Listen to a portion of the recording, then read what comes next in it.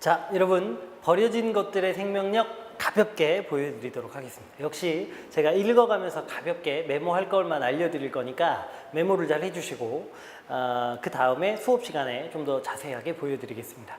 일단 여러분, 제목이 많은 걸 보여주고 있죠. 버려진 것들에 대한 내용이잖아요. 근데 사실 이 안에서 다루고 있는 내용은 현대인들이 너무 버린다는 거죠. 너무 버린다는 거. 그래서 너무 버리고 있는 현대인들을 비판하는 게 일단 첫 번째입니다. 두 번째는요, 그 버려진 것들을 가만히 보면 생명력이 들어있다는 거잖아. 그러니까 다시 쓸 수 있는 것이라는 교훈, 메시지도 전달하는 거죠. 그러면 섞어보면 현대인들이 자꾸 뭔가를 버리는 것을 비판하고 있고, 그 안에서 뭔가 다시 쓸 수 있는 생명력, 희망, 이런 것들을 발견해보자는 의미로 이 작품을 이해해 주시면 좋을 것 같습니다. 자, 그러면 가볍게 읽어드릴게요. 참, 갈래가 요거는 수필이야, 수필. 그래서 자신의 체험을 바탕으로 뭔가 메시지를 전달하는 글을 써본 겁니다. 아파트 빈터에 잘려 버려진 버드나무를 옳다구나 하고 시골의 연구소 지소에 실어 나른 때는 지난 겨울이었다. 땔감으로 쓰기 위해서였다. 껍질은 대기오염 탓이었는지 거무튀튀했는데 유난히 무거웠다. 도끼질을 해서 난로에 집어넣었더니 당연한 일이지만 잘 타지 않았다.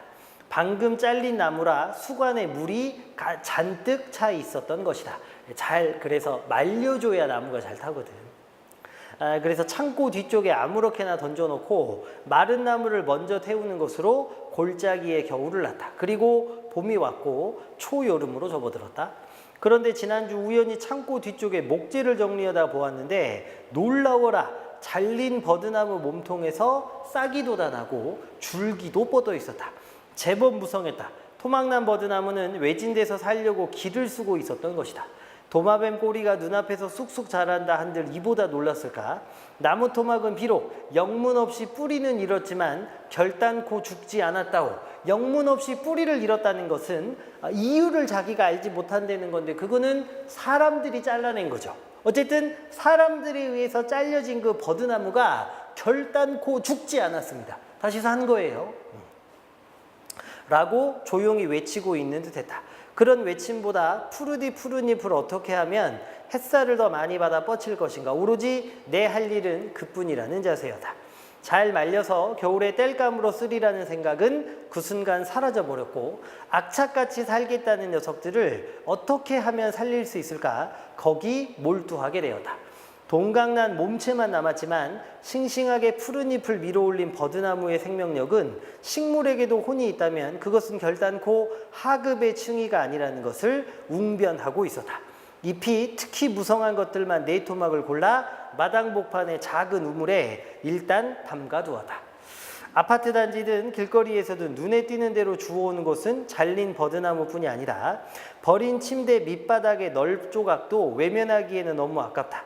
개 중에는 향이 진동하는 질이 아주 좋은 나무도 있다. 깨끗한 자개상도 벌써 5개나 모아뒀다. 큰 밥상도 있고 개다리 소반도 있다. 멀쩡한 책상은 왜 그리도 자주 버리는지 알 수가 없다. 선반이나 책장, 고가의 장식장도 적지 않다. 튼튼한 의자도 심심찮게 눈에 띈다. 여러분, 여기는 쭉 나열했으니까 열거죠. 쉽게 말하면 이 작품 제목에 등장하는 버려진 것들의 이야기죠. 정말 많은 것들이 버려지고 있는 겁니다. 버리는 이유야 소상하게 알 수 없지만 흠집이 났다고, 유행에 뒤떨어졌다고, 산지 오래되어 실증이 났거나 촌스럽다고 생각해 버리는 모양이다.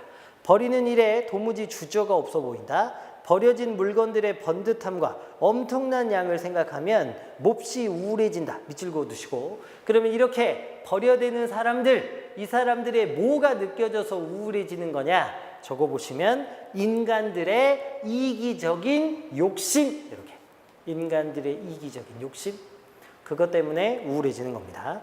이렇게 멀쩡한 것을 이토록 손쉽게 버리다니, 적어도 전에는 이렇게 살지 않았던 것 같다. 망치를 들고 때로는 드릴을 들고 폐기물 수거하는 사람들이 오기 전에 먼저 물건들을 해체한다. 수거하는 사람들은 아무리 번듯한 물건이라도 가차없이 장도리로 요절을 내고 해머로 박살을 내서 신속하게 부피를 줄인 뒤에 차에 싣는다. 차에 실리는 순간 그것들은 되살렸을 여지가 있는 자원이 아니라 쓰레기가 되어버린다. 여러분, 이 작품의 제목이 뭐였는지 한 번 더 생각해 보세요. 버려진 것들의 생명력이잖아요. 근데 여기 폐기물 수거하는 사람들은 생명력이 남아있는 물건마저 죽여버리는 거죠. 말 그대로 폐기물을 만들어서 가져가 버리는 거니까 그 전에 쓸 수 있는 것을 살리려면 이렇게 하는 수밖에 없는 거죠. 내가 주로 눈독을 들이고 반가워하는 것은 버려진 목재다. 플라스틱 가구들은 그 고용성 때문에 변형이나 재활용이 힘들죠. 태워도 안 되고 묻어도 곤란한 버려진 플라스틱이 갈 길을 생각하면 참으로 심란해집니다. 요새도 이것 때문에 난리죠. 하지만 목재들은 조금만 손을 보면 그럴듯한 다른 물건이 될 수 있다. 물건들이 시골 앞마당에 자꾸 쌓이자 내 작업도 톱과 망치, 드라이버만으로 부족해 제대로 된 공구들이 조금씩 갖추어지기 시작했다. 드릴과 전기톱, 글라인더 등이 그것이다. 잘라낸 송판과 대패지를 새로 한 강목들이 설계대로 조립되면 세상에 하나밖에 없는 누더기 탁자가 탄생합니다. 잠깐 뚝딱거리면 의자도 생기고 널찍한 개집도 만듭니다. 균형을 맞추느라 자꾸 덧대다 보니 내 작품들은 좀 무거운 게 흠이다. 그렇지만 내 조악한 목공 작품들을 친구들은 아주 좋아한다. 이 엉터리 무면허 목공에게 주문이 들어오기 시작했다. 독서대도 안전뱅이 탁자도 주문받았다. 주문에 고무된 나는 주워온 나무들로 뭐든 만들 수 있을 것 같은 행복한 착각에 빠지기도 한다. 그뿐인가 딸의 키에 맞추어 화장대도 만들어 주었다. 딸애는 결혼할 때 갖고 가겠다고 기뻐했다. 그러고 보니 어렸을 때 아버지가 마당에서 썰매도 만들어 주셨고 병정놀이 때 쓸 멋진 나무 칼도 깎아 주셨던 기억이 난다. 지금도 내 책상 위에 작은 책꽂이 하나는 돌아가신 아버님이 만들어 주신 것이다. 그랬죠. 사람들이 어느 날 느닷없이 도시로 몰리고 손끝 하나 까딱 않고 뭐든 쉽게 사들이면서 타고난 손의 기능이 퇴화하기 시작했다. 오래 쓰고 고쳐 쓰고 다시 쓰는 일보다 새 것을 사는 게 더 멋진 삶이라고 광고는 쉴 새 없이 부추겼고 사람들은 그 거짓말에 쉽게 굴복했다. 유한한 자연자원과 그것들이 사람한테 오기까지 걸린 시간에 모두들 무감각해져 버렸다. 이런 무신경과 난폭한 낭비는 정말로 벌받을 짓이 아닐 수 없다. 쓰레기가 어디로 가는지 아무도 신경 쓰지 않는다. 고작 태우거나 묻어버리는데 묻어도 능사가 아니지만 태우면 더욱이나 안 되는 것들을 너무나 많이 만든다. 그렇죠? 이른바 불필요한 생산이다. 이렇게 과감한 소비 생활은 외양이 아무리 화려해도 문명이라는 이름의 야만과 어리석음의 극치가 아닐 수 없다. 어찌 생각하면 모두 허무주의자들 같기도 하다.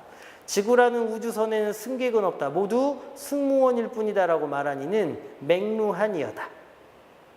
이 행성에 대한 최소한의 책임은커녕 시방 우리는 오만한 승객인 양 착각의 삶을 살고 있다.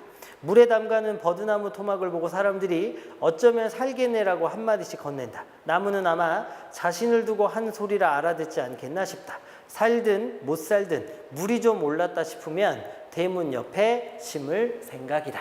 여러분, 그래서 자신의 체험, 버드나무를 버려놨는데 거기에서 새로운 생명이 올라오는 것을 보면서 인간들의 모습을 비판하는 거지. 다시 생명력을 얻을 수 있는 것들을 너무 많이 아무 생각 없이 버려대고 있잖아요. 그 모습이 비판받아 마땅하다. 이렇게 이야기하는 글이라고 이해해 주시면 되겠습니다. 됐죠? 여기도 이렇게 가볍게 보겠습니다. 끝! 수고하셨습니다.